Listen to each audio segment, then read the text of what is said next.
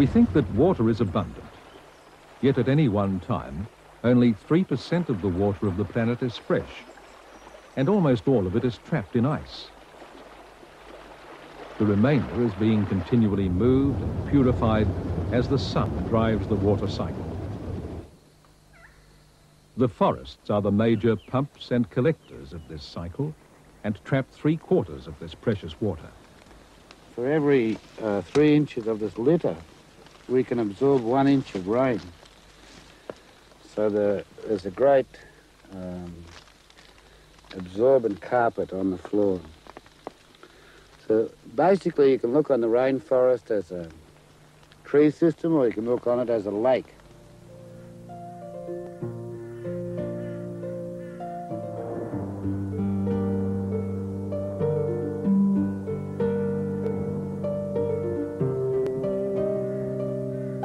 The forest transpires water to the air and rehumidifies that air.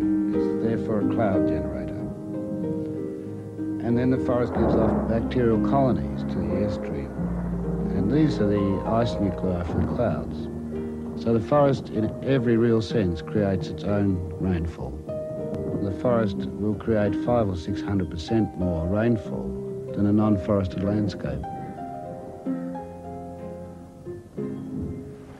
So the river and the forest have a constant interdependence. The river in the whole forest is as the sap is in the whole tree. And the river takes nutrients both ways. The fish swim up, and the phosphate from the fish can flash out into this forest through birds and animals. And the forest gives leaf material to the river.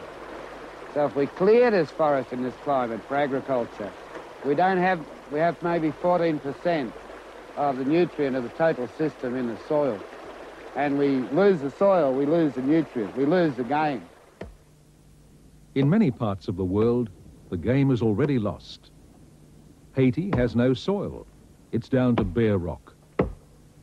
Famines in Ethiopia are caused by a drop in agricultural productivity of over 4,000%. Much of the world's forests are being logged and sold to the wealthy nations. Living on barren land, the local population is forced to destroy the few remaining resources just to survive to the end of the week. It's certainly possible for us to extend forests over enormous areas that we have cleared historically or destroyed. And that's probably the only job that we have left on Earth that is can express our humanity, is to return other species to their place and take our place, which is a small place in the total system. On a farm in southern Queensland, this process has already started. Once overgrazed and eroded, the property is becoming commercially viable again through the broad-scale permaculture system it has installed. It produces not only a fruit harvest, but also rare timbers lost from generations of logging. The land is dotted with ponds and waterways, and within them an aquaculture has been installed. Native species coexist with commercial crops.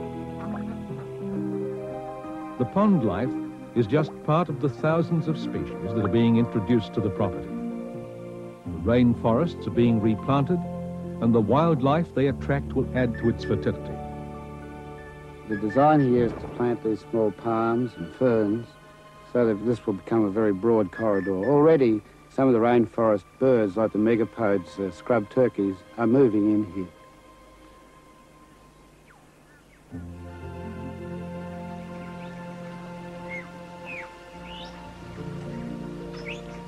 It's within these cool and shaded areas that the traffic of wildlife occurs. You can smell water rat along the river. There's flocks of honeyeaters going through the canopy overhead, and every so often a forest wood pigeon comes down.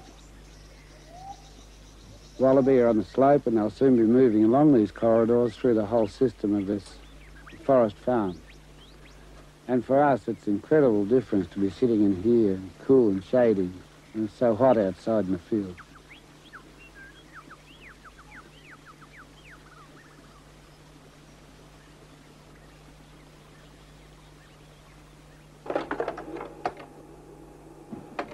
kind of like the end game in any arid land. Yeah, last act is the goats, right. Yeah, we see goats, you know, in the end of it.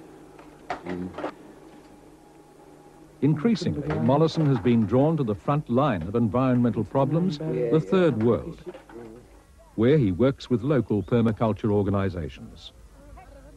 Many cultures, such as most of the Indian subcontinent and Africa, went directly from hunter-gatherer societies to agriculture, and agriculture is perhaps the final desertification of those continents.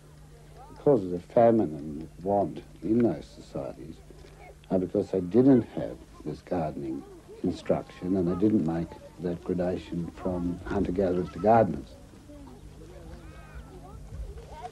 When I returned after finishing my college, I got into working with the mainstream agriculture thing, and without realizing the fact what I was doing. When I heard about Bill Mollison and his work, I read his books, and I felt that I was not doing justice to myself and to the country and to the people. So we started the farm with the idea to do something with the people, learn from them, and show them to build on what they have already. So in a nutshell, I could say it's only a teaching tool to show them that they have the resources. What we need is to place them together, put things in the right place. We need a little input from outside in terms of finance, and at times with the little inputs of information where we could do things ourselves. Our own people could do it. Mollison has influenced projects in Africa, Asia and Latin America. While many would see this as a charitable aid program, Bill believes that these projects are models that the First World will need when the crunch comes for us. What counts in Nepal and India is that they have years of ground experience and history and tradition to draw. And it's time to get these highly skilled and experienced people to the First World, where they can teach people how to look after themselves, how to feed themselves, how to save energy. Most permaculture designers have already learnt these skills. Max Lindegger is the architect of Crystal Waters, an entire community planned along permaculture lines. With a capital of $8 million, he expects it to be a model for building communities with a future.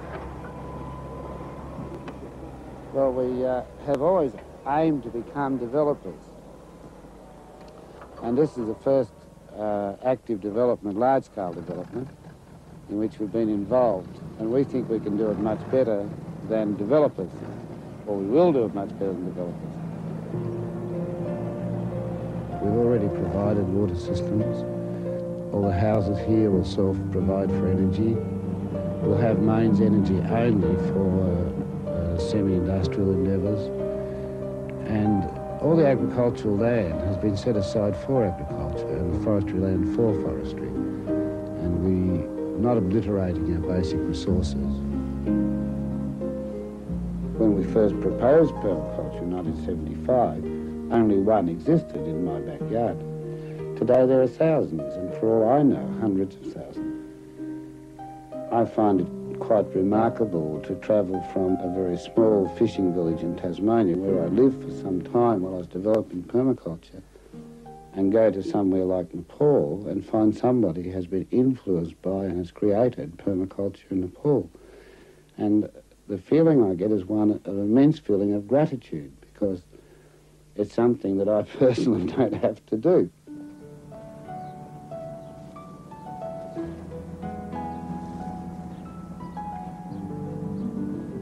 Time to stop fiddling about and regarding this as a peripheral activity, things like permaculture, calling it an alternative activity, calling it names in effect. And so this has to be the mainstream agriculture of any future society, and that all investment should be swung to those ends now. $600 billion in ethical funds. It's time to match up the will of the public to invest ethically in projects, because even if you're an investor, even if you're making lots of money on the stock market in agrochemicals, you're also made out of meat, and so your family. And as an African said to me once, if God hadn't intended us to eat people, he wouldn't have made them out of meat. Bill contemplates cannibalism with a sparkle in his eye. Yet there's no doubt present trends are bad. Perhaps mainstream technology will breathe life back into our frail human structures, but a solution is needed before our window on the world is closed forever. Mollison is offering paradise. Well, we're in the Garden of Eden. This is a garden that was planted by Gahan Gilfeder about 6 and 7 years ago. He left it about 3 years ago, and since then it's had practically zero maintenance. But I'm surrounded by a great variety of perennial food and self-seeding food. It's another sort of jungle. This was originally